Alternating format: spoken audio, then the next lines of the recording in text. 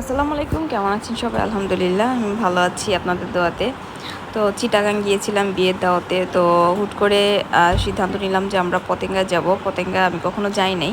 তো এটাই ছিল আমার ফার্স্ট টাইম। আমি সবসময় টিভিতে দেখেছি কিংবা ভিডিওতে ব্লগে দেখেছি।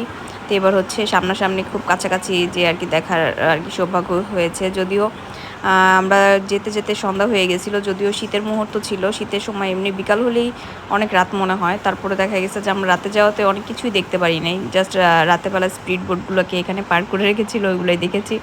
তো দিনের বেলা গেলে হয়তো আরও বেশি ভালো লাগতো। সামনাসামনি অনেক কিছু দেখতে পারতাম। রাতের দিকেও হচ্ছে তেমন একটা খারাপ লাগে নাই, ভালোই লাগছে যেহেতু শীতের সময় ছিল।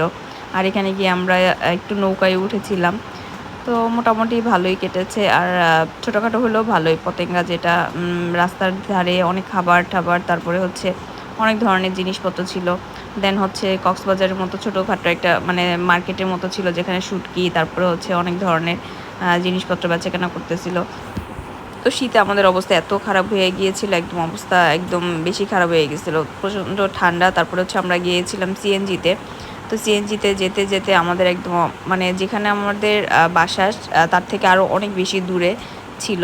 তো যেতে যেতে অনেক টায়ার্ড হয়ে গেছিলো। তারপরে হচ্ছে রাতে আবার বেশি রাত হয়ে গেছিলো। তো সিএনজিও পাওয়া যাবে না দেখে আমরা তাড়াতাড়ি করে চলে গেছি। তো গায়ে হলুদের দিন গায়ে হলুদ যেদিন ছিল তার পরের দিন একটা ব্রেক টাইম ছিল। একদিন পরে হচ্ছে যে বিয়েটা ছিল, যার কারণে হচ্ছে একটা দিন আমরা রেস্টে ছিলাম।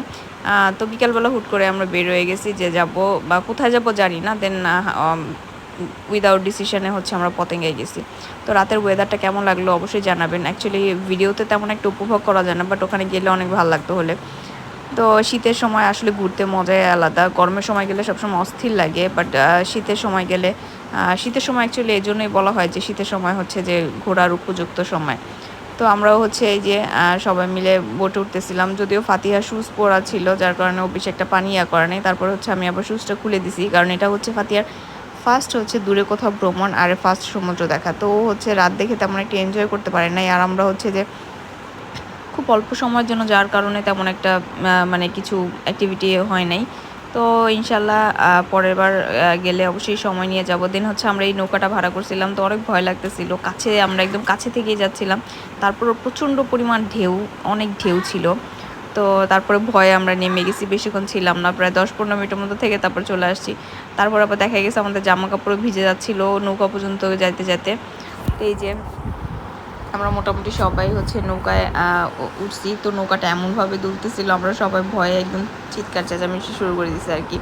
তো এই যে ওয়েদারটা এত ভালো লাগতেছিল আর ভিউটা এত সুন্দর লাগতেছিল, একদম সেই রাতের বেলা হচ্ছে যে নদীতে এরকম বসে থাকলে কিংবা সমুদ্রে যাই হোক, নৌকার মধ্যে ঘুরতে অনেক বেশি ভালো লাগে। আর যদি থাকে জ্যোৎস্না রাত, তাহলে তো কোনো কথাই নেই। একদম সবাই মিলে অনেক অনেক মজা করছি। তো আলহামদুলিল্লাহ দিনটা অনেক ভালো কাটছে।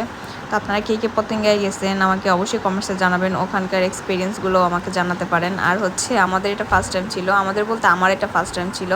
আমি জানি না এর আগে ওরাও সবাই গেছে নাকি, বাট আমার এটা ফার্স্ট টাইম আমি পতেঙ্গাতে গিয়েছি। তো এই আর কি, কক্সবাজারে অনেকবার যাওয়া হয়েছে, বাট পতেঙ্গাতেই ফার্স্ট টাইম। দেন আমরা গিয়েছিলাম হচ্ছে এখান থেকে আমরা আবার ওখানে কিছু খেয়ে দিয়ে তারপর হচ্ছে আমরা চলে গেছি বাসার উদ্দেশ্যে। তো বাসায় যেতে যেতে অনেক রাত হয়ে গেছিলো, একদম শীতে কান ঠান একদম ঠান্ডা হয়ে গেছিলো, এত পরিমাণ ঠান্ডা সেখানে ছিল। তো ভিডিওটা যেহেতু অনেক আগে, শীতের সময়ের ডিসেম্বরের দিকের ভিডিও এটা, ডিসেম্বরের শেষের দিকে 26 তারিখ 27 তারিখ এরকম। তো তখন একটু ঠান্ডা ছিল। তো এই আর কি ভিডিও, শারীরিক অসুস্থতার কারণে